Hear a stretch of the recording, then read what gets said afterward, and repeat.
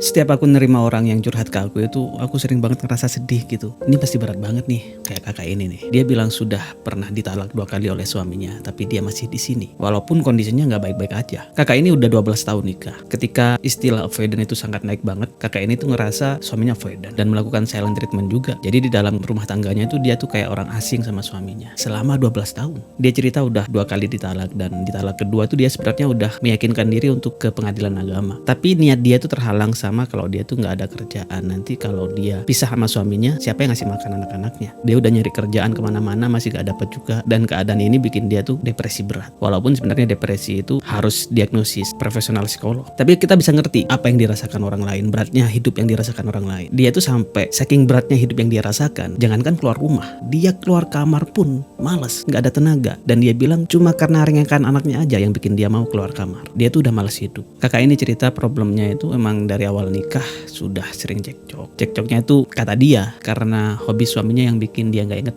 anak sama istri. Bahkan sampai di titik suaminya itu nggak peduli kalaupun anak dan istrinya itu sakit. Suaminya tetap pergi bawa tas, bawa baju. Beberapa kali suaminya bilang dia mau berubah, tapi kata si kakak ini ya perubahannya paling 20%, dan itu pun cuma berlaku selama beberapa minggu mungkin. Karena setelah itu jadi kayak orang asing lagi, dan itu bikin si kakak ini ngerasa lonely, dan itu dia rasakan dari awal nikah. Wow.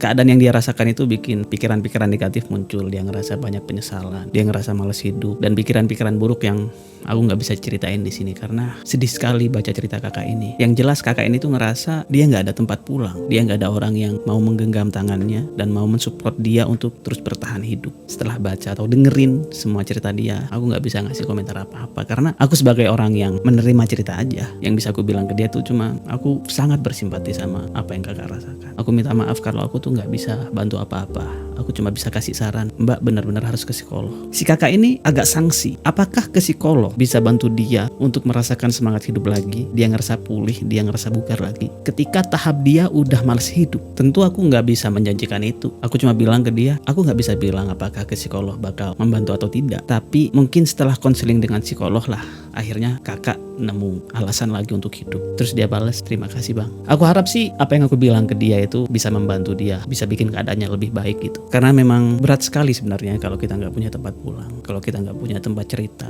Karena itulah untuk siapapun kamu yang ngerasa sendirian dan perlu tempat cerita, kalian bisa DM aku, kalian bisa cerita ke aku. Aku bakal dengerin tanpa menghakimi, tanpa ngasih penilaian apapun. Dan mungkin kalau kamu mau, aku bisa kasih sudut pandang yang nggak kamu lihat gitu. Kamu bisa cerita ke aku di ruang cerita. Karena apapun yang kamu rasakan itu seringkali sangat menyesakkan kalau kamu simpan sendirian. Kebanyakan cerita itu emang harus ditumpahkan supaya kamu ngerasa lebih lega.